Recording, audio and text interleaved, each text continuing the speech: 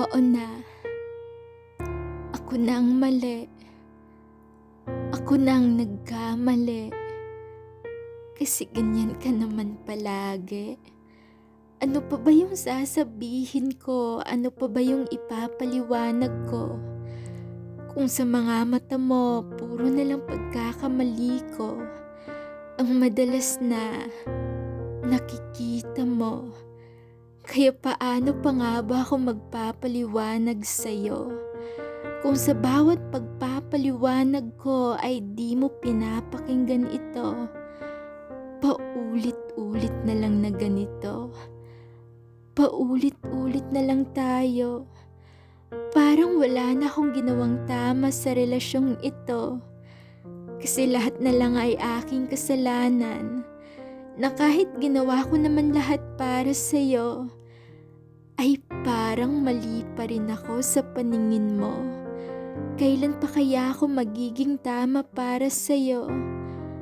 Kailan pa kaya ako magiging tama sa paningin mo? Kasi alam mo, napapagod na ako. Pagod na ako sa sitwasyong ito. Pagod na ako sa araw-araw na ganito. Kasi araw-araw ko man ginagawa yung best ko, pero araw-araw mo ring pinapadama sa akin na mali pa rin ako. Na di ako magiging tama sa mga mata mo. Minsan iniisip ko na lang na baka tama ka nga naman.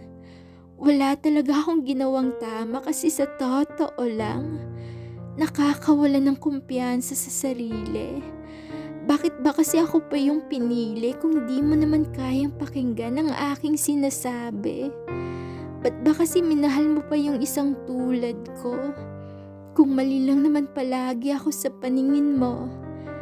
Sana mahal ma-realize mo na di lang ako nagkakamali sa atin. Di lang ako kundi pati ikaw rin. Pero siguro di mo talaga yan makikita.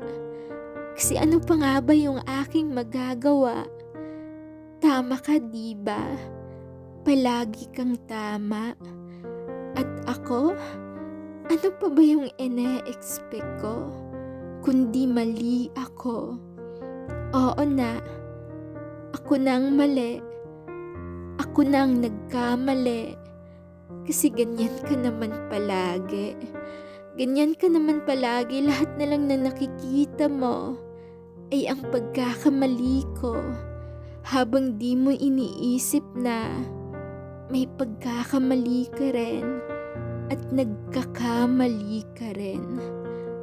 Di lang ako, kundi pati ikaw rin.